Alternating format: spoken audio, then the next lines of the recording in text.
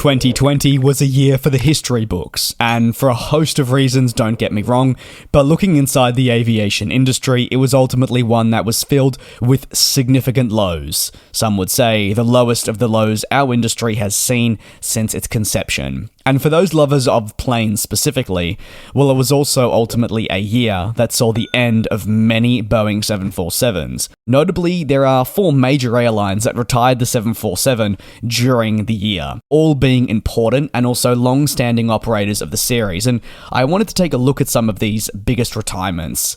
British Airways begins today's proceedings. They retired the 747 in 2020, which marked the end of a multi-decade operation with the quad-engine plane, and also ended a long-standing love that enthusiasts had for the aircraft and its importance in the history of the airline.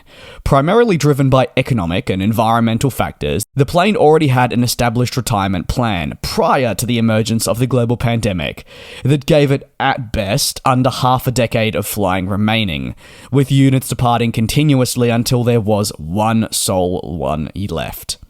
However, when the pandemic arrived and travel demand plummeted, the realization that the type could be phased out with immediate effect to, say, cut costs quicker meant a very important decision needed to be made, and that would be, should, as a carrier, they retire the type. At its peak, British Airways was one of the primary operators of the Queen of the Skies, but in the space of a couple of weeks, the aircraft became no more, and for many, they wouldn't get the chance to say goodbye to the type thanks to that quick retirement. With a steep decline in passenger demand, British Airways, among many other operators, had to get radical with their thinking and find means to cut costs wherever possible. Unfortunately, that for enthusiasts meant that beloved planes that were already getting on in terms of age were forcefully removed. This decision centered around the 747 was labelled as a strategic one to preserve the airline for the long haul, as at the time the situation was ever-changing for British Airways and there were many concerns that the carrier was preparing for the absolute worst, which could have entailed collapse. The reality was the airline believed it was covered in any potential demand cases with twin-engine planes, and if they did see demand return, well, they had the upcoming 777X series. We know, though, that this replacement would have a delayed entry into service, which would ultimately negatively impact their capacity. On the complete other side of the world sat Qantas, another long-standing operator and flag carrier of the 747.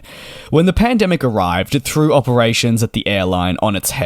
The Australian aviation industry was hit very hard during the pandemic, ultimately a lot harder than the UK and broader European sectors, as Australian states were isolated from one another, long after restrictions eased elsewhere.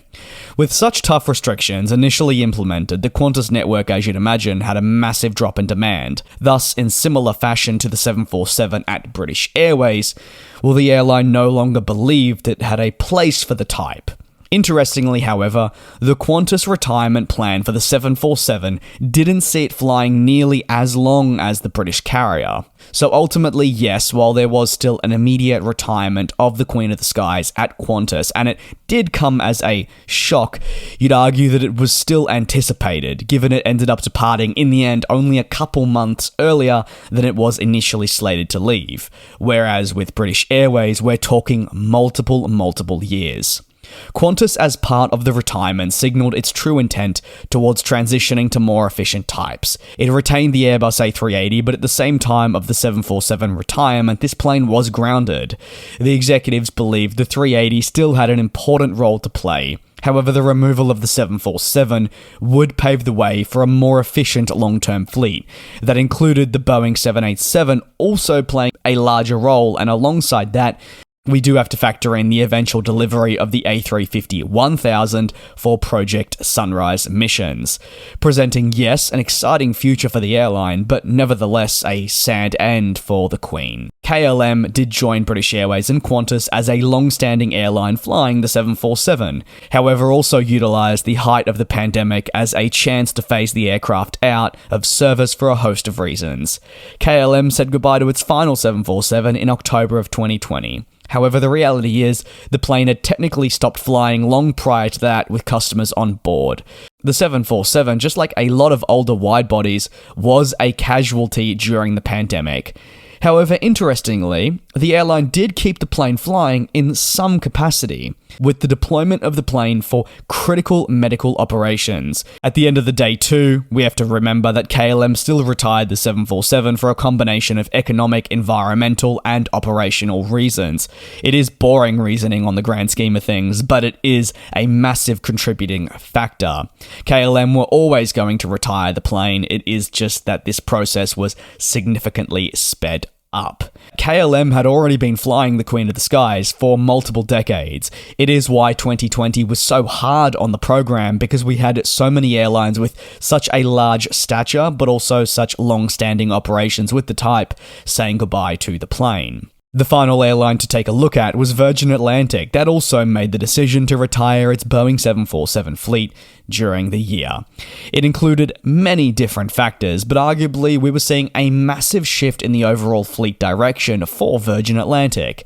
They were moving towards more fuel-efficient types, which included your A350 series, A330neo, and the already existing Boeing 787.